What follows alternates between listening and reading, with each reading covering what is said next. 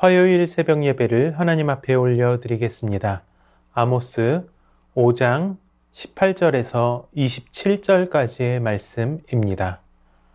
화 있을진저 여호와의 날을 사모하는 자여, 너희가 어찌하여 여호와의 날을 사모하느냐? 그날은 어둠이요 빛이 아니라, 마치 사람이 사자를 피하다가 곰을 만나거나 혹은 집에 들어가서 손을 벽에 대었다가 뱀에게 물림 같도다. 여호와의 날은 빛없는 어둠이 아니며 빛남 없는 캄캄함이 아니냐. 내가 너희 절기들을 미워하여 멸시하며 너희 성회들을 기뻐하지 아니하나니, 너희가 내게 번제나 소제를 드릴지라도 내가 받지 아니할 것이요 너희의 살찐 희생의 화목제도 내가 돌아보지 아니하리라. 내 노랫소리를 내 앞에서 그칠지어다. 내 비파 소리도 내가 듣지 아니하리라. 오직 정의를 물같이 공의를 마르지 않는 강같이 흐르게 할지어다. 이스라엘 족속아, 너희가 40년 동안 광야에서 희생과 소제물을 내게 드렸느냐?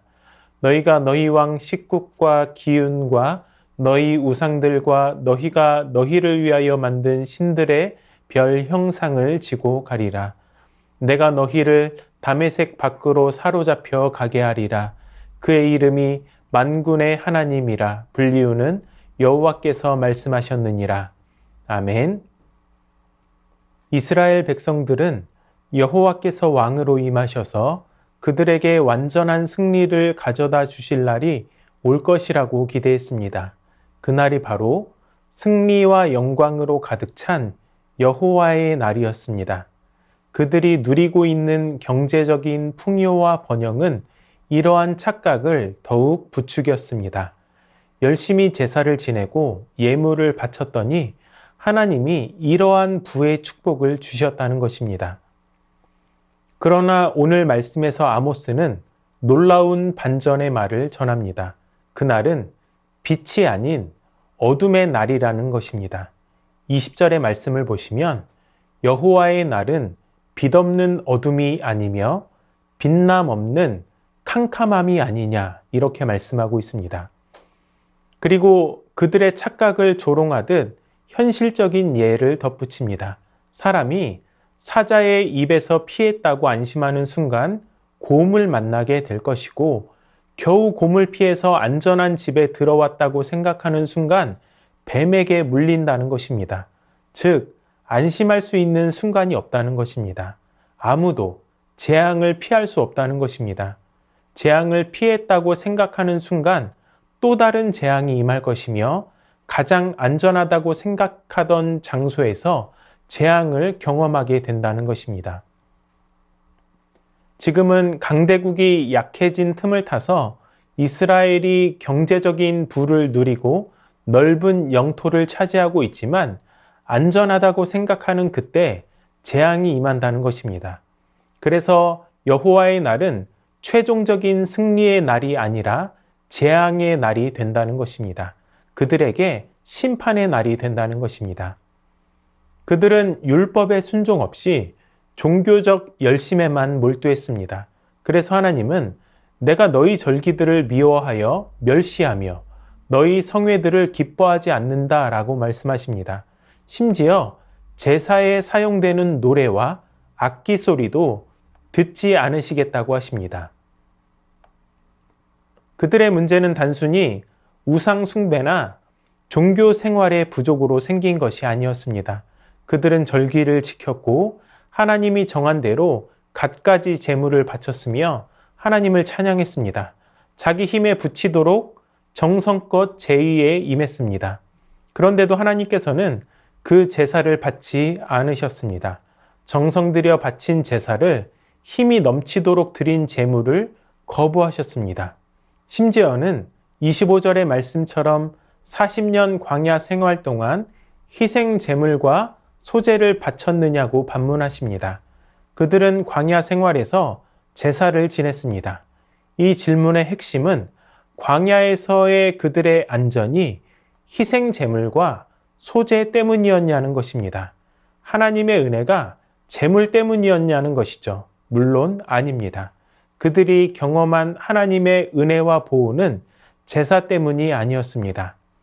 언약 백성의 핵심은 하나님과의 올바른 관계이며 그것은 율법대로 살아가는 것입니다.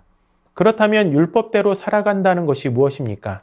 24절을 보시면 오직 정의를 물같이 공의를 마르지 않는 강같이 흐르게 할지어다 라고 말씀하십니다.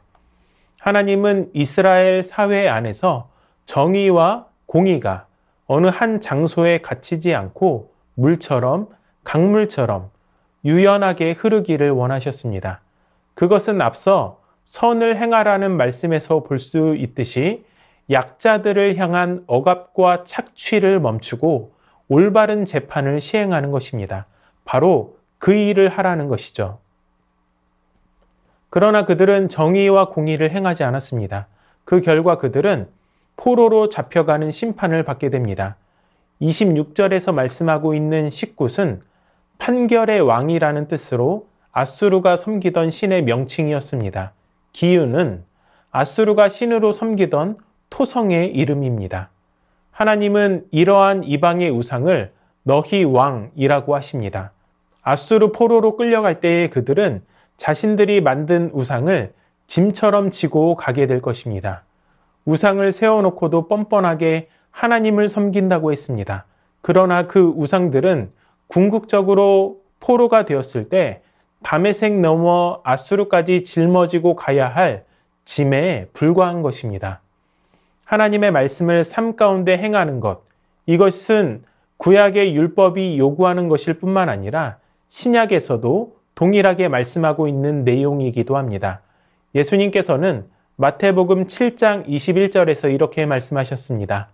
나더러 주여 주여 하는 자마다 다 천국에 들어갈 것이 아니요 다만 하늘에 계신 내 아버지의 뜻대로 행하는 자라야 들어가리라. 아멘. 그렇습니다. 내가 구원받은 하나님의 자녀라는 결정적 증거가 무엇입니까? 예배에 빠지지 않는 것, 헌금하는 것, 뜨겁게 찬양하는 것, 모두가 중요한 것입니다. 하지만 가장 중요한 것은 삶에서 정의와 공의를 행하는 것입니다. 삶으로 하나님의 살아계심을 나타내는 것입니다. 세상이 요구하는 윤리적 기준보다 높은 가치, 정직, 도덕을 가지고 살아가는 것입니다. 우리는 믿음이라는 말로 이러한 것들을 초월해 버릴 때가 많이 있습니다. 윤리적, 도덕적 삶을 말하면 믿음이 중요하지 그런 얘기를 해서는 안 돼라고 이야기합니다. 하지만 아닙니다. 하나님은 성경 어디에서도 세상을 초월해 버리라고 말씀하시지 않았습니다. 세상 안에서 빛과 소금이 되라고 하셨고 산 위의 동네가 숨겨지지 않는 것처럼 등불을 등경 위에 두는 것처럼 그리스도의 영광을 세상에 비추라고 하셨습니다. 사랑하는 여러분, 그렇게 살아가실 수 있기를 바랍니다. 거창하게 한꺼번에 모든 삶을 바꾸려고 하는 것이 아니라 오늘 삶의 자리에서 당장 실천할 수 있는 정직과 윤리 그리고 도덕을 실천하실 수 있기를 바랍니다. 고백하는 것처럼 살고 사는 것처럼 고백할 수 있는 저와 여러분의 삶이 되실 수 있기를 주님의 이름으로 축원합니다. 말씀을 기억하며 함께 기도하겠습니다. 거창하게 삶을 바꾸려 하지 않고 삶의 작은 일에도 우리 주님의 마음을 알고 잘 실천할 수 있게 하여 주시옵소서. 믿음을 구실로 세상의 모든 것을 초월해 버리는 것이 아니라 빛과 소금이요 산 위의 동네처럼 살아갈 수 있는 그리스도인이 되게 하여 주시옵소서.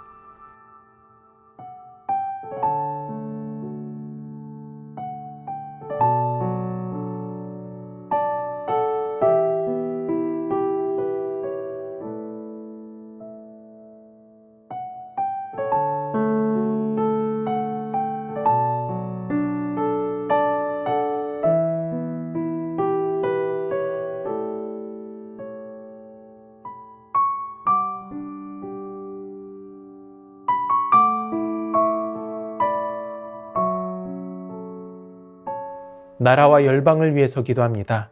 리더십 없이 표류하고 있는 대한민국을 긍휼히 여겨주시고 하루빨리 안정화를 이루게 하여 주시옵소서. 대립과 반목이 아닌 협치와 단결로 국민과 국익을 위해 일하는 위정자들이 되게 하여 주시옵소서.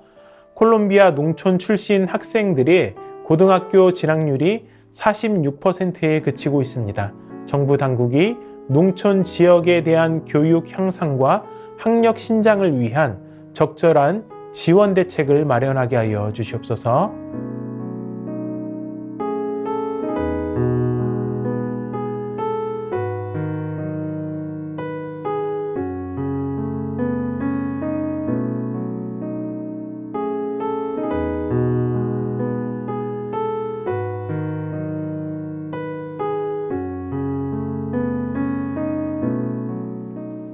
교회를 위해서 기도합니다. 담임 목사님의 삶과 건강을 붙들어 주시고 강건하게 사역하실 수 있도록 지켜주시옵소서. 금요일에 있을 예결산 위원회 가운데 은혜를 더하여 주시옵소서. 연말의 분주함 가운데서도 우리 성도들의 삶과 가정을 신실하게 이끌어 주시고 인도하여 주시옵소서.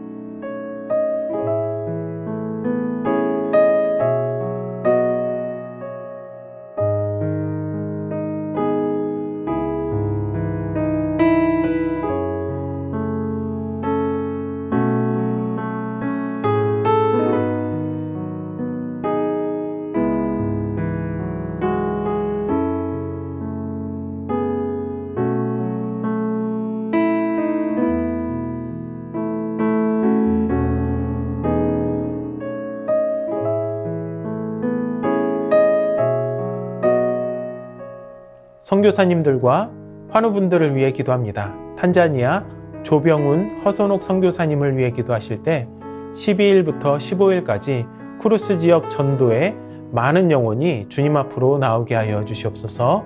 25일 25개 마사이 지역 교회에 식량을 나눌 때 오병이어의 기적이 일어나 목회자들에게 큰 힘이 될 수 있도록 새해를 맞이하는 모든 스태프들이 하나 되어 하나님이 주신 비전 따라 종의 자세로 잘 섬기게 되도록 탄자니아 정여운우 정슬기 선교사님을 위해 기도합니다.